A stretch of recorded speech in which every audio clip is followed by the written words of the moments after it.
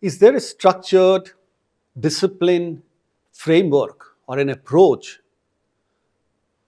which a product or a service can take to win with the customers and the consumers and in the marketplace?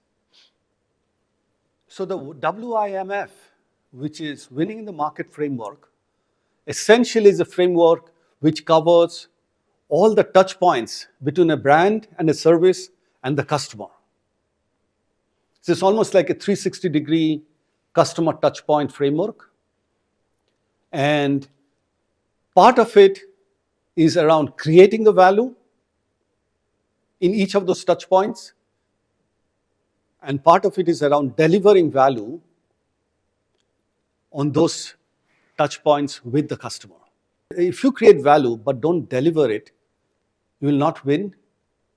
But if you don't create value and start delivering something, you will still not win.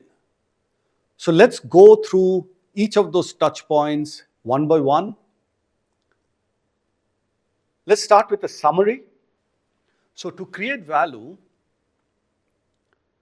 the first most important thing is that you must have a compelling value proposition. Whatever be the product, whatever be the service, whoever be the customer, a big company or a small company, or a small consumer or a large consumer of your product or service, there must be a compelling value proposition. Next, it must be positioned well in the market. So consumers must be very clear. Is it a luxury product? Is it a high-performing product? Is it a quality-driven product, but highly priced? Or is it an affordable product with affordable features and benefits? This kind of definitions must be well established in the mind of the customer. The pricing strategy and the promotion strategy also have to be well defined.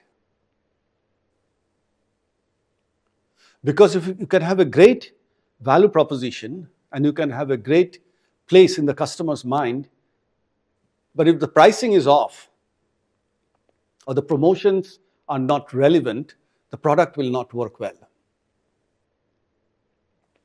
And then, of course, all of these have to be communicated through a campaign of branding and advertising.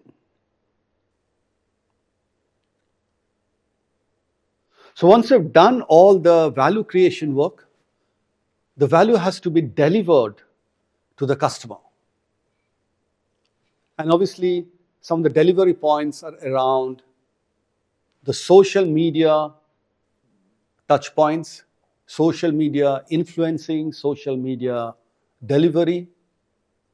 And social media is on top of mass media,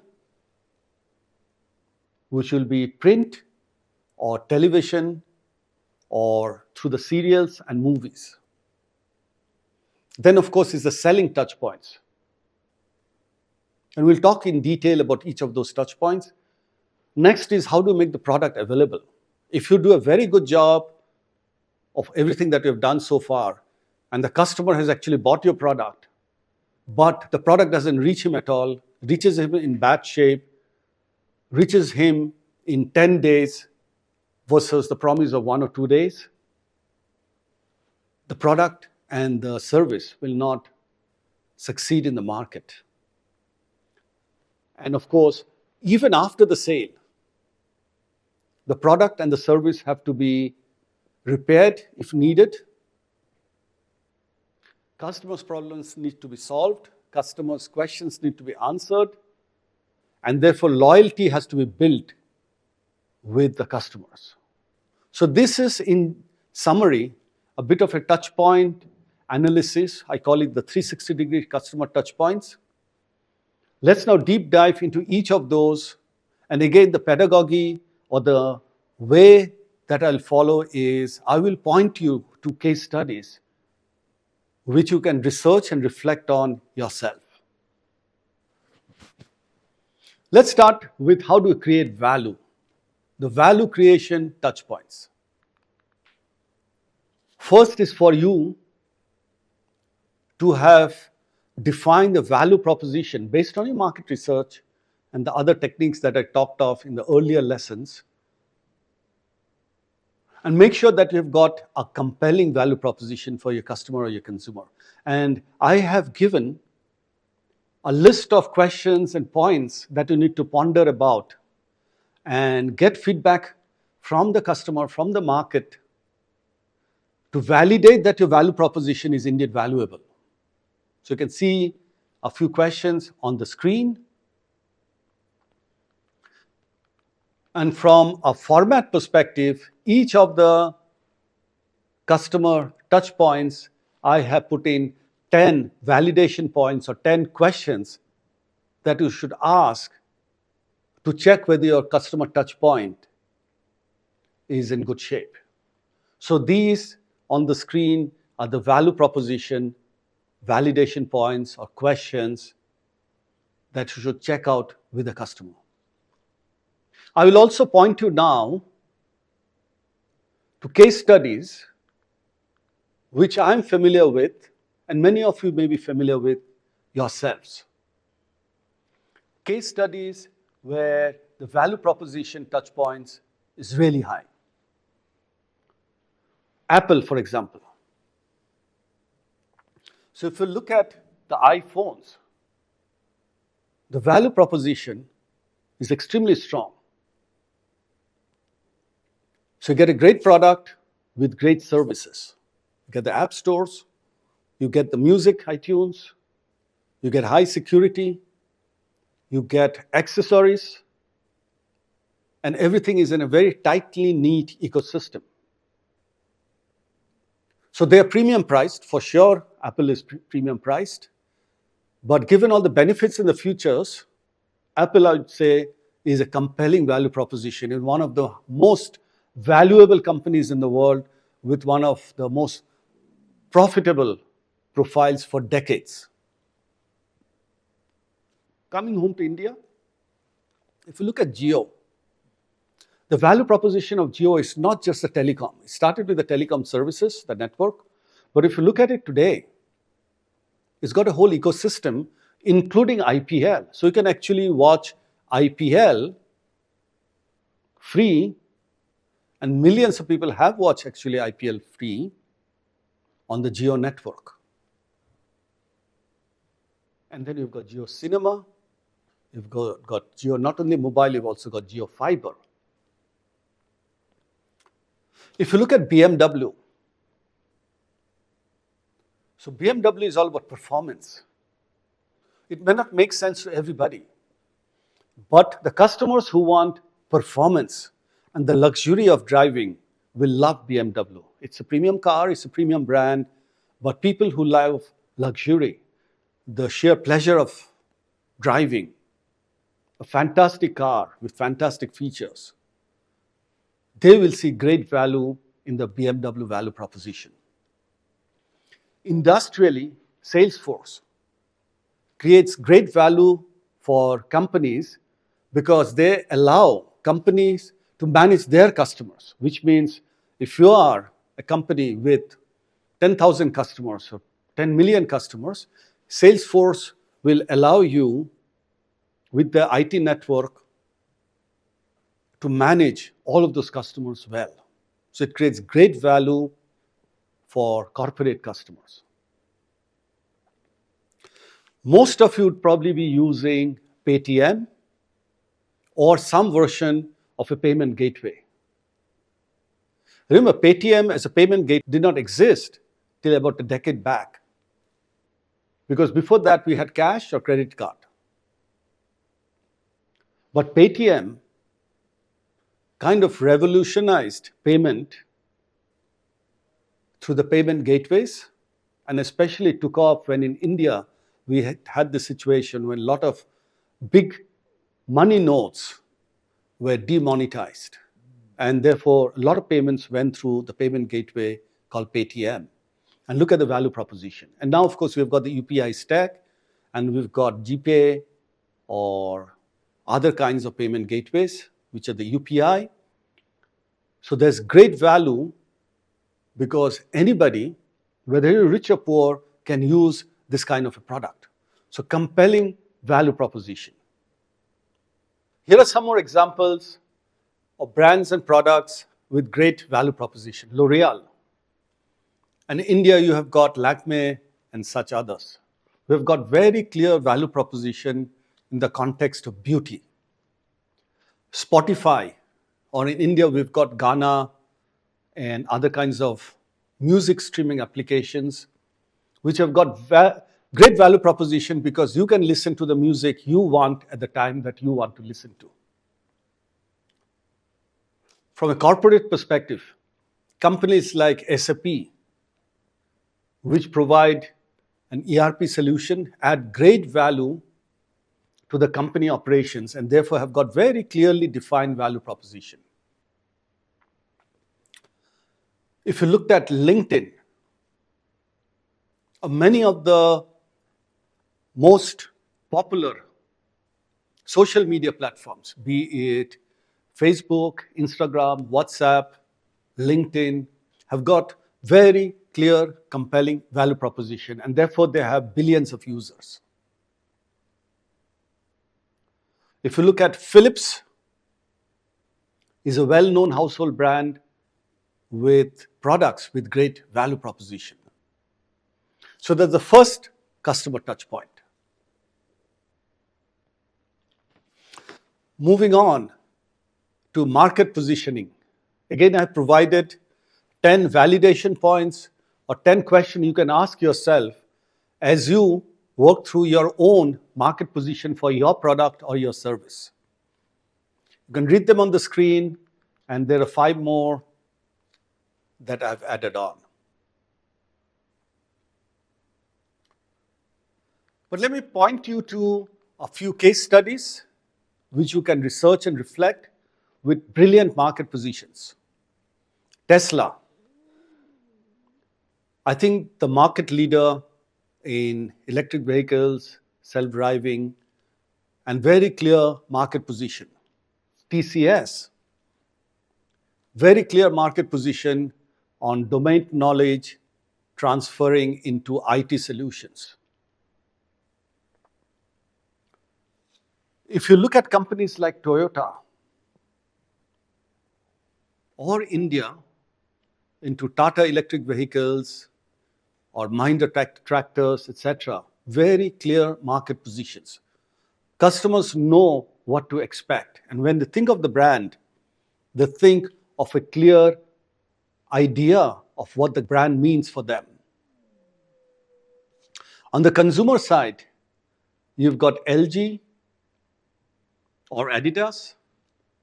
So if you're looking at household consumer devices, washing machine, refrigerators, TVs, etc., and you think of LG, you have a very clear position in your mind. Shoes, Adidas or Nike or Reebok have got very clear market positions around athletic, high-quality shoes. The next touch points is around pricing and promotion. And again, as you develop your own pricing and promotion for your own product or service, you can see on the screen a few questions you can ask yourself and validate from the marketplace.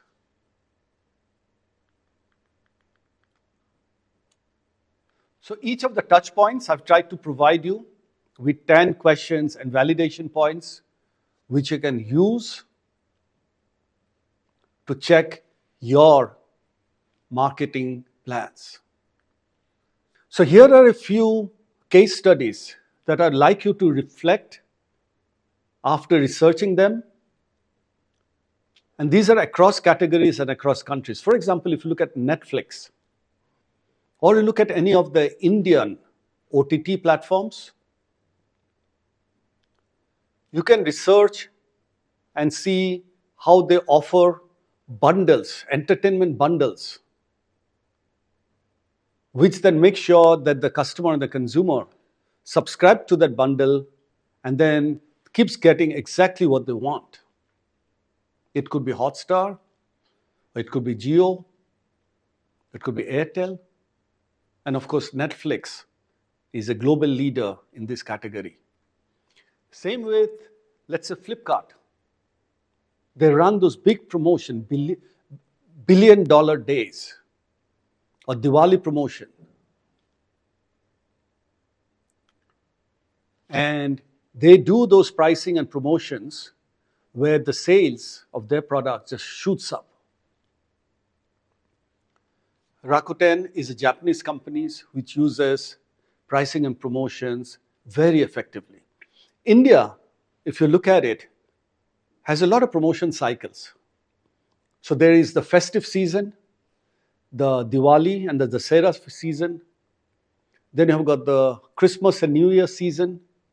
Then we've got the end of year, which is the end of the fiscal year, sometime around February, March. Then you've got the summer or the back to school. And these are all occasions where companies can run promotions and special prices. Wedding season itself, which comes sometime in December, January, but also runs through the year. If you look at Samsung, Samsung does this very well, but so do many other companies, whichever channel they're operating in. Aldi is a German store, a chain store, and we have DMart in India, which drives sales through everyday low prices. So you can walk into the store and you can see a lot of products that you want, that you need, with a list price discount. So you need to plan your pricing and your promotion for your product or your service carefully. Next is around branding, advertising, communication. Because you need to communicate your value proposition, what your brand offers or your services offer, your products and your features and your benefits to the customer and the consumer in a very easily understandable way. So the brand is basically a logo with probably a tagline, and any of you at any point in time will be using a lot of branded products. So here's a checklist of questions and validation points related to the branding and advertising of your own product or service. So now let me again point you to a few case studies. Coca-Cola, and then many of the Procter & Gamble brands, or Nestle brands, or Unilever brands. These brands are known globally, be it Coke or Pepsi, or Tide soap, or Ariel soap, or Pantene shampoo, or Dove, or Gillette razors. These are known globally because they are very strong brands, some of whom have lasted or been created over 100 years. And then if you look at Indian, the Tata brand, the Godrej brand, the Mahindra brand, the Birla brand, these are all very well-known, trusted brands built over decades and centuries. Amul. If you think about dairy in India, you'll probably think about Amul. Amul milk, Amul butter, Amul ghee, Amul chocolates now, and so on.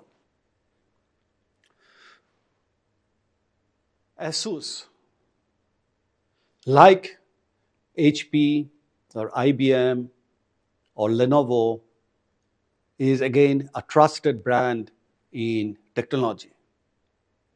SK2 is a premium brand, as is L'Oreal or Lakme or any of those brands for the beauty-conscious consumer. Volkswagen, very trusted, well-known brand in the automotive segment. But you also have Maruti in India, You've got the Korean brands like Hyundai. You've got the Japanese brands like Toyota and Honda. You've got the US brands like Ford or General Motors, Tesla, etc. Some more brands which is well known globally and most of us will probably be using it. One is Google. So when you're searching for information, you almost don't say, let's search for this. You say, let's Google this. Intel, many of you are using laptops and you'll find a sticker which says Intel inside. And the moment you see an Intel inside sticker on your laptop, you probably trust and say, okay, that's a good laptop. Those of you who are into gaming, Nintendo, PlayStation, etc., are big brands in the gaming session. And the moment you see the logo and the tagline, you know that this is a good product and a good service. If you're into luxury brands, there are many of them, and you look at them, you like some of them, and you become loyal to them. Because when you wear the brand, you get the sense of being special, be it a Gucci or a Burberry or Louis Vuitton or any of those brands. In watches, we have Rolex, which is globally one of the most luxurious brands. But then in India, we've got Titan, the Titan watches, and they've come in various categories. And in jewelry, we've got Tanishq. So the moment you see those brands, you know what to expect. You trust those brands and you know that they mean quality and what comes when you buy a product from that brand. So that's around branding and advertisement campaigns. When you watch TV, a cricket game, or watching a movie, or you're just going through Facebook or Instagram or any of the OTT platform, you'll see those brands being advertised in those platforms. Now that you have created and planned for value, you have to deliver it so that customer experiences it. We have talked about mainstream advertising, which is what you see if you open the newspaper, print advertising. If you're watching a TV game, an IPL or World Cup or a serial, you see advertisements in TV. You go to a movie, you see advertisement in the movie theater. If you're driving on the road, you can also see advertisement on billboards or the hoardings. But that's mainstream advertising.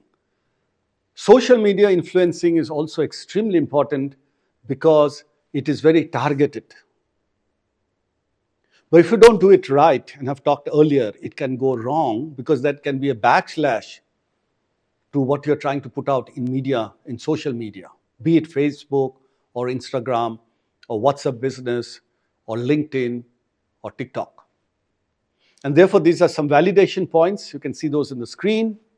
And there are some more to make sure that you have a top-notch social media campaign. Again, to share a few case studies which you can research and look up yourself. Nike does a very good job of influencing through social media. If you look at Ola, you can build communities of Ola around mobility solutions. So there's Ola scooters, which is electric vehicle, and there are communities which are coming out. But much before Ola happened, there are communities of mobility built around, let's say, Harley-Davidson in US. So we had the Harley-Davidson clubs in US, and we have the Royal Enfield or Bullet clubs in India. And these are communities which are bonded, and they share a lot of messaging with each other as they use their vehicles to go on long tracks, etc. So essentially, you're building communities, social media communities around your product. If you look at Uniqlo again, these are Japanese products, and people, especially Japanese consumers who like this particular kind of product, are actually very loyal based on the social media company. But in India, we also have versions like Nykaa and Plum and many others which are emerging, and where the communication is through social media or online, and a lot of sales also happens online, either through dedicated websites or through the marketplaces like Amazon and Flipkart.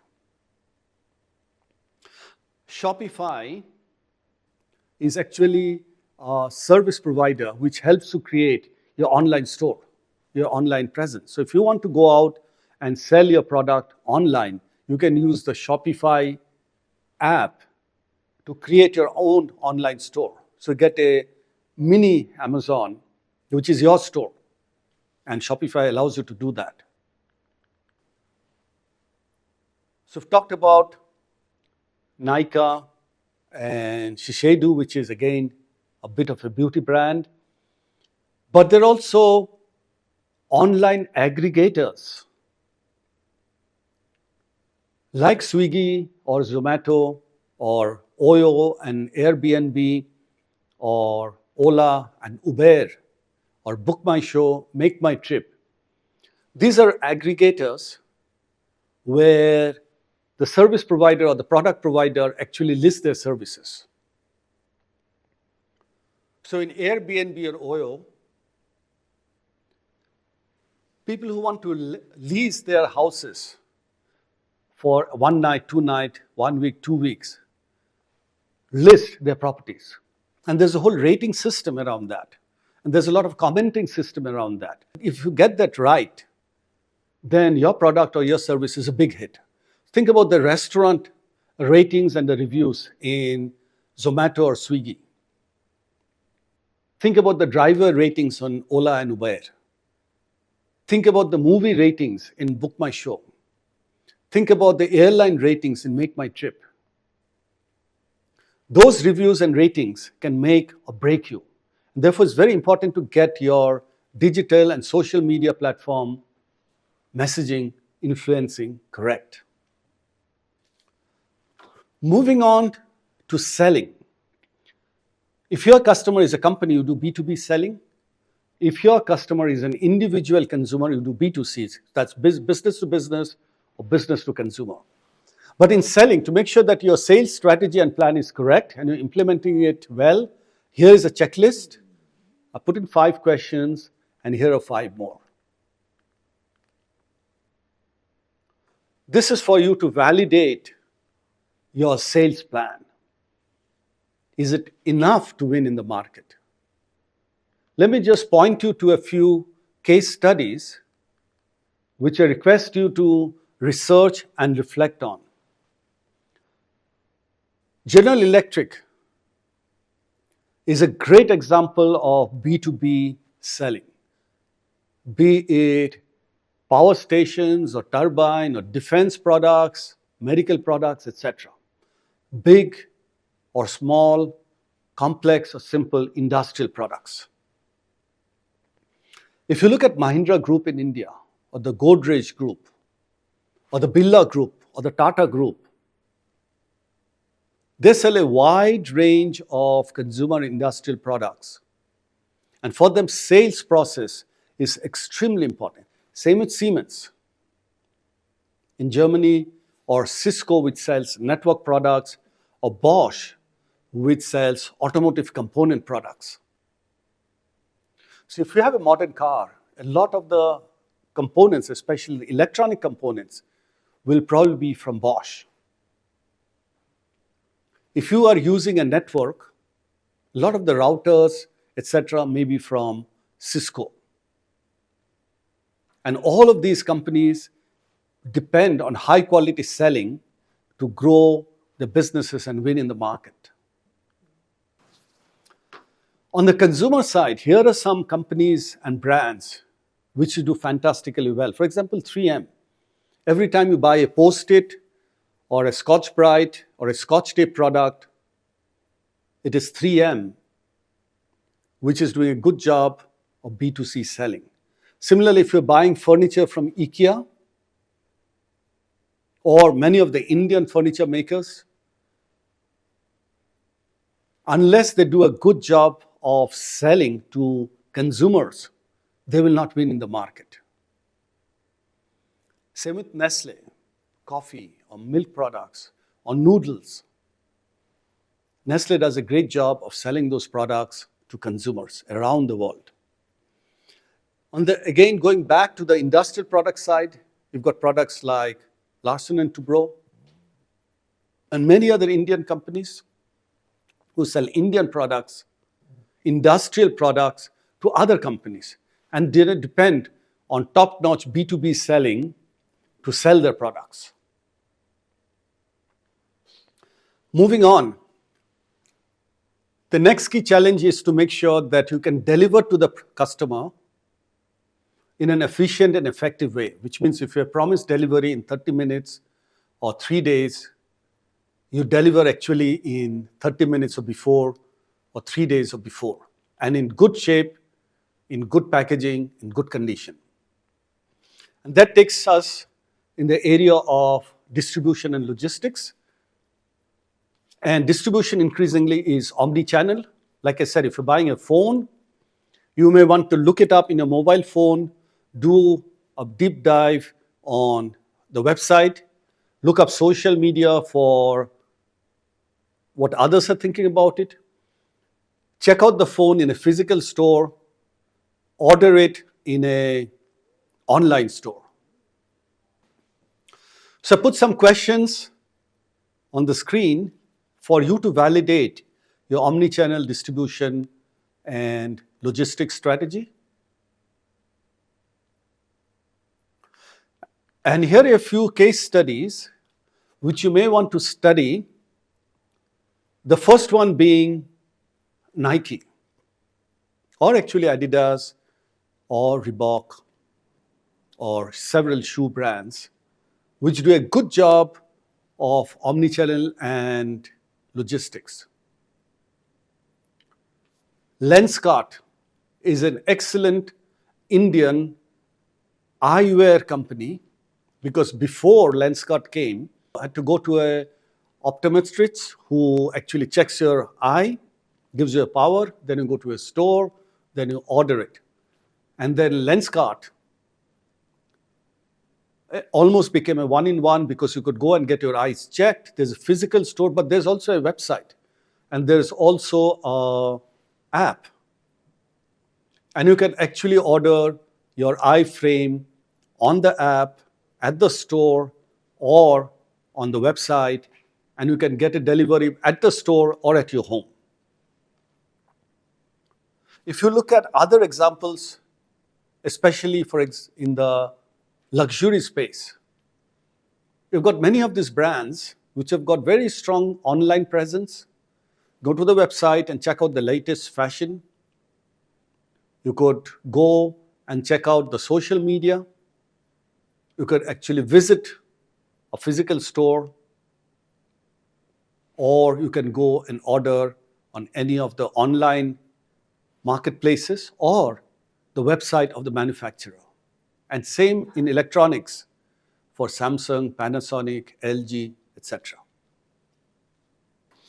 And then the last touch point is after sales service and building loyalty, to make sure that a customer who has bought once buys again, to make sure that a customer who has bought talks well of you to his friends and family, so the friends and family also buy your product.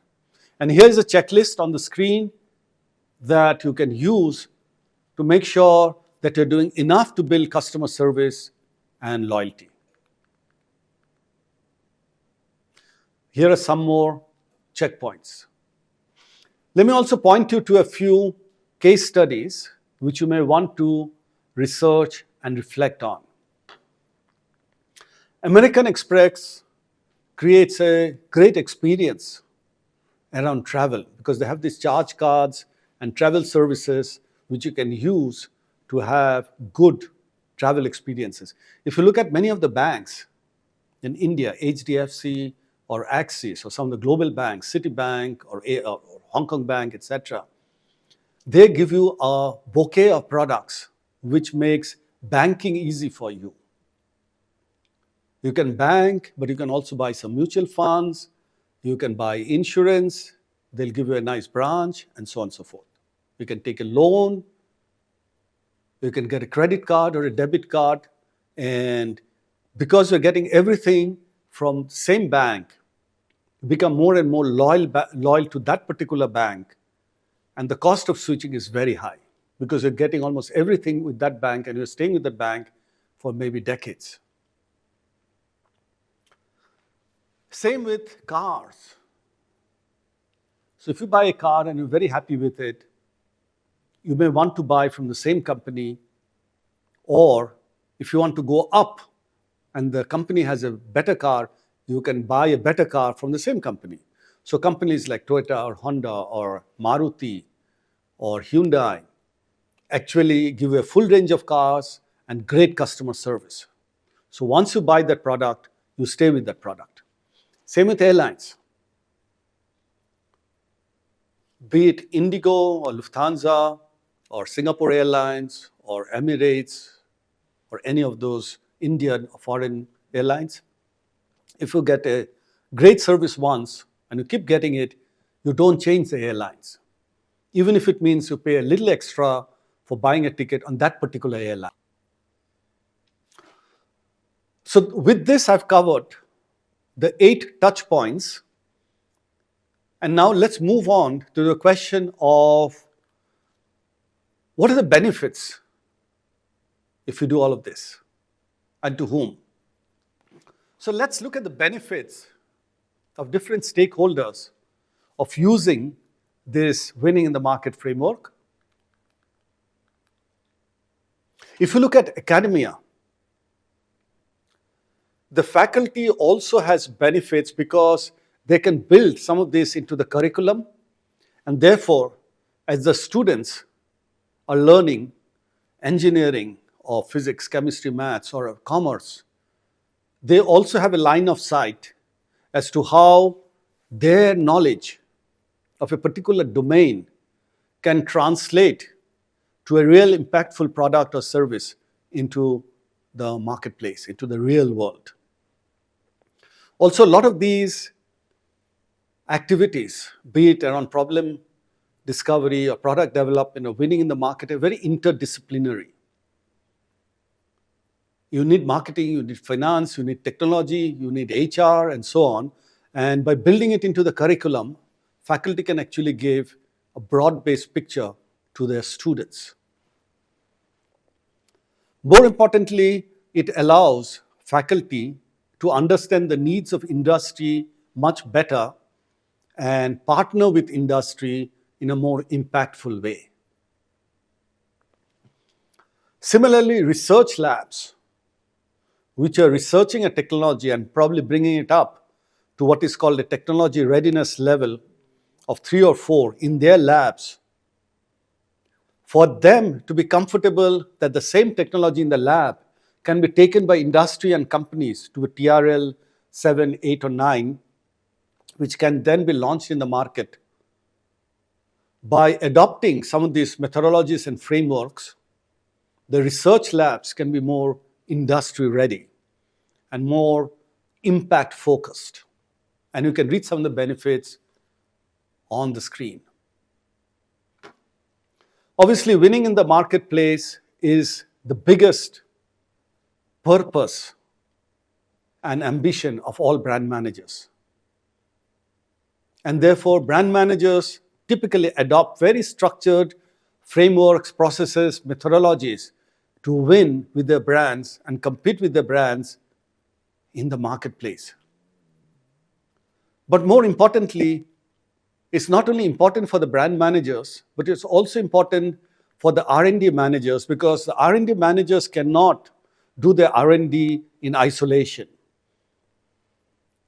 And frameworks like winning in the market helps the R&D managers to make sure that their product development work, their research work, actually supports the needs of the brand and the sales and the commercial people to win in the marketplace. It also helps R&D be more responsive, more collaborative, and also identify trends in the external world of which they can drive their own research. Obviously, for the leadership, the key challenge is on allocating resources, be it people, money, labs, campaigns, etc. And having a good understanding of the winning in the marketplace can be a big help even for the non-commercial function heads, for example, the CFO or the HR person or the technology person, to understand, as a company, do we have a sufficient set of plans to win in the market? And are the resources, the allocation of resources, be it capital or people or infrastructure, is supporting the winning products and the winning sales and the winning categories, either of today or which is coming up in the future.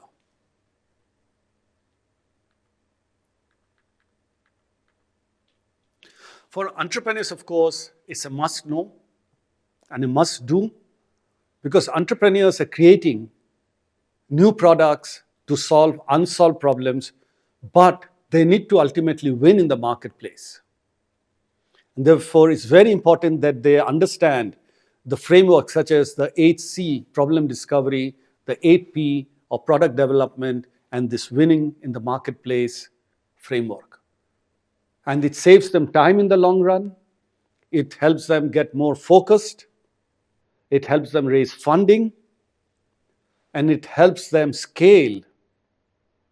Because as they win, they can create scale around the marketplace or the branding or the product development efforts.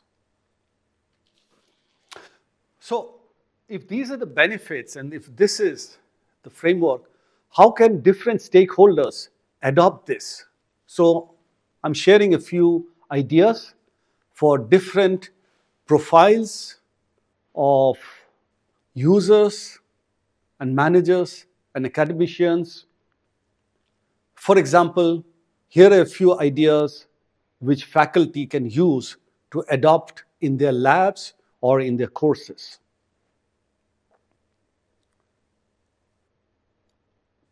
And these are frameworks that can not only be built into the curriculum, but they can also be used to do management development programs, professional development programs, to write case studies or research grants. Because all of this will benefit from a line of sight with the real world, with real world impact or the marketplace. Within industry, brand managers, as they start on their careers as an assistant brand managers, and they grow from assistant brand to category heads, and then global category heads or regional category heads, they can inculcate a culture of practice, but also training, mentoring, seminars, workshops, to make sure that these frameworks are popularized, adopted, and sustained. But similarly, and on the flip side of brand management within a company to R&D management, I would strongly recommend that R&D managers collaborate with the brand managers or the category managers or the sales manager or the commercial managers to make sure that there are cross-disciplinary workshops, training events, projects to make sure that collectively the company is winning in the marketplace. For entrepreneurs, from day one, as they start a company, I would encourage them to start with a line of sight to what the customer wants, the consumer wants, or what is important for the planet and society as a whole, and then work backwards to make sure that there is a great product or a great service which is creating value but also delivering value to the users and the customers. And to wrap up this lesson, the key question is, what are the skills that are needed? And I've tried to write down a few skills which academia can consciously adopt. It starts with, of course, research and analysis, because that's the core purpose of academia, but also to build in some of these frameworks that we have talked about in terms of their curriculum, in terms of when academia talks to industry, when professors talk to CEOs, or when academia talks to social networks or the government. It is good to make sure that some of these skills are built not only around the research and the analysis part, but also into uncovering real-world problems, developing impactful real-world products and services, and also delivering it into the market, or at least help the industry partners to create the product, create value, and deliver it into the market and the real world. So there are some more skill sets: project management, adaptability, also importantly ethical considerations, because the moment you go out from a lab experiment to a real world application, a real world product, or real world services, aspects like ethics, compliance, legality comes into play. Standards, quality, certification, they all come into play. And it is good for academia to build awareness of many of these non-core products and aspects.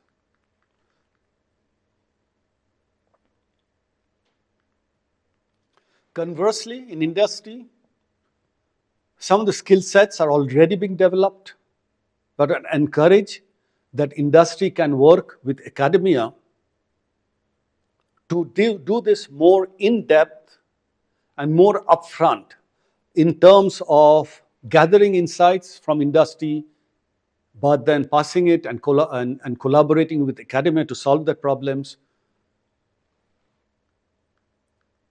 And then if you look at it, and that I've put in on the screen, okay, it is extremely important that industry also collaborates with researchers in academia in a way that heightens the chances of success in the market and a great product being launched or a great service being launched. So with that, we come to the end of this lesson. Namaskar. Thank you.